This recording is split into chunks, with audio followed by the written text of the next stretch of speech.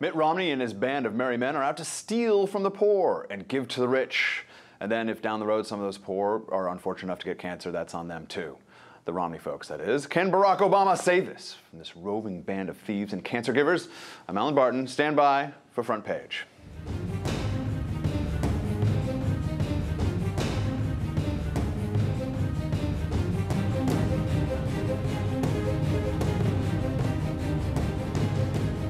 Governor Romney's plan would effectively raise taxes on middle-class families with children by an average of $2,000 to pay for this tax cut, not to reduce the deficit, not to invest in things that grow our economy like education or roads or basic research.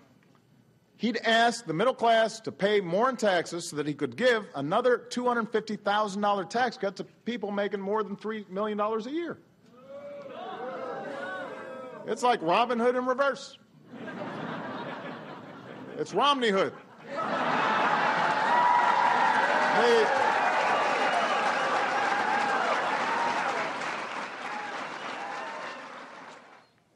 Joining me in studio, Don Watkins, fellow at the Ayn Rand Center for Individual Rights, and Terry Jones, associate editor for Investors Business Daily. Terry, all right, he's got a good line there, of course. He can sell a good line to a friendly audience, but is there any truth under it in terms of what Mitt Romney's tax plan is? I know he's got the famous 59-point economic plan, which is sort of like, why 59? Yeah.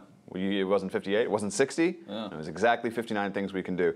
But what in there is tells us the story of his tax plan? Well, you know, first off, there are no real specifics on his tax plan. So all of this supposed scoring of his tax plan is completely bogus. I mean, he actually has to flesh it out so that people can look at it. And he's talked in general principles what he wants to do. One of the things he wants to do is cut people's taxes by 20% across the board. Sounds reasonable to me.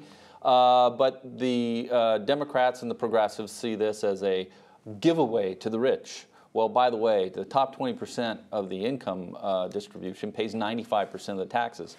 So if you're going to cut taxes, it's practically mandatory that you cut taxes on the rich because they're the only ones who pay them anymore. The bottom 49.5% of the income distribution pays zero taxes, and in fact, in many cases, have a negative tax take. Because they get money under the earned income tax credit. You know, these things are not going to go away anytime soon, but we have inequities in this country in the tax code, and unfortunately it's the exact opposite of what Obama says they are.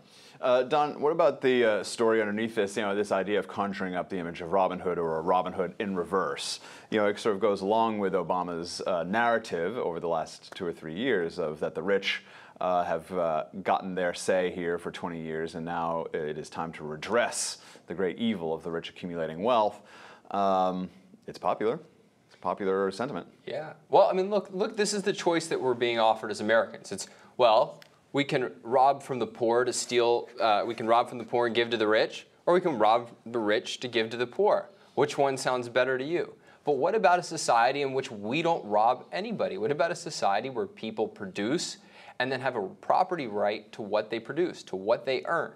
That's the kind of society that America was founded as. That was the whole idea behind individual rights, behind Jefferson's statement of, the purpose of government is to protect your person, your rights, including your right to the fruit of your labor.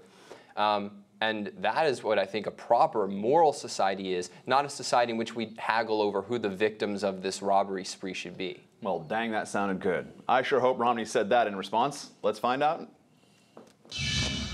We've been watching the president say a lot of things about me and about my policies, and they're just not right. And if I were to coin a term, it would be Obabaloney. He's serving up a dish which is simply in contradiction of the truth. I liked Don's answer so much better. Didn't you Don Watkins for president? Or something. Anybody.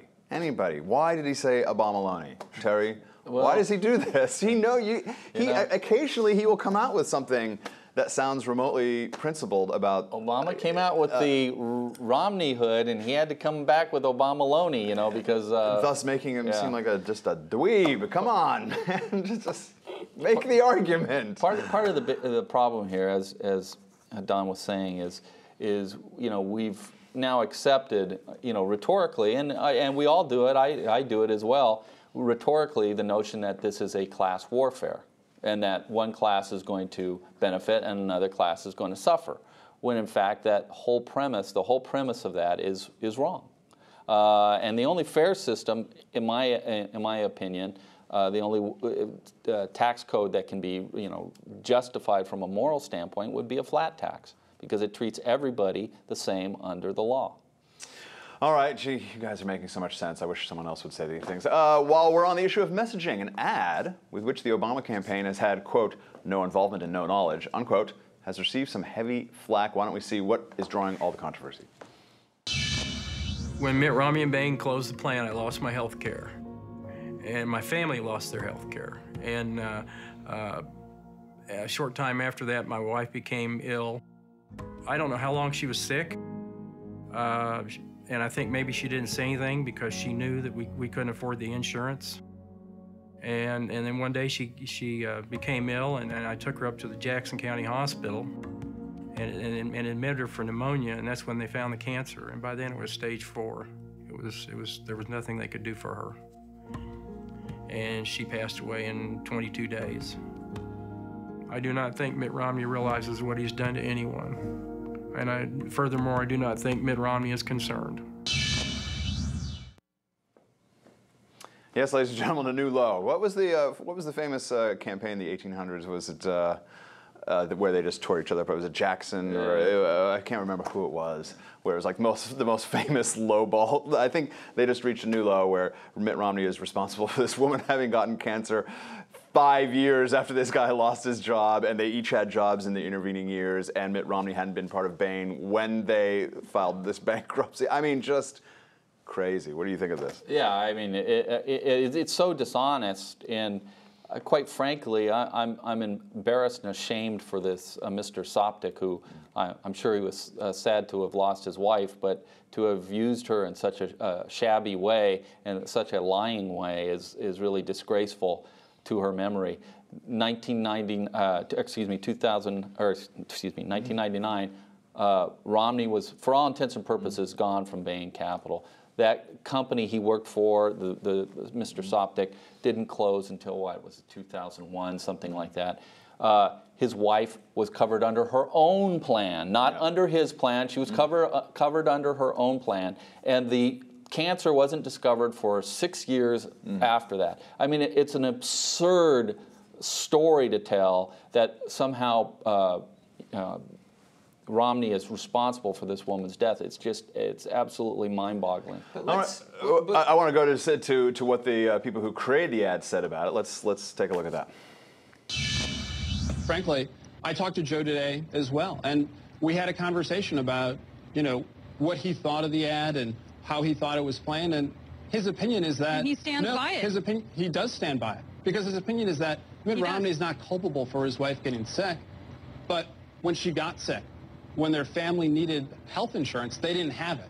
And if he was able to stay in his job, if he was able to keep health insurance that was promised to him by Mitt Romney and Bain Capital, when he was there, even before this period that Wolf lets him off the hook for, 1997, they made a contract with their workers and said no matter what happened to that company, they would be able to keep their health insurance.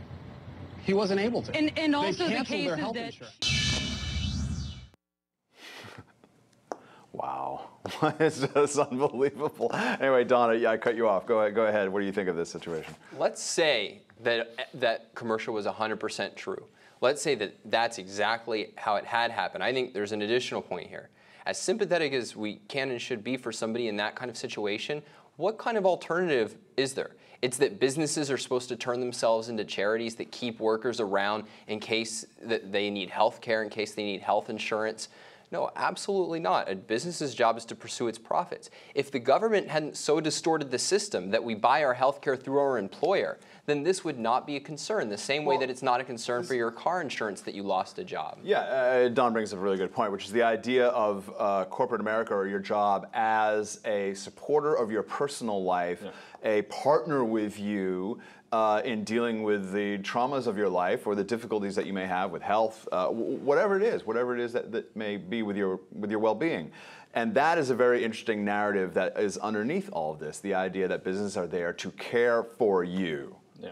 What do you think? Well, yeah, and this is an unwelcome outcropping of progressive thought early in the 20th century, which was that they couldn't grow government big enough, fast enough, so they decided by using the regulatory apparatus of the United States government and bureaucracy to make businesses and companies the locus for the provision of social services. And that's one of the ways that we ended up having our health care basically administered by our companies, the companies we work for. I mean, I have a good health plan, you probably have a good health plan, but different companies have different health plans, but it's all being done by companies and not by individuals. And so we have all the irrationality and market, opacity that can create.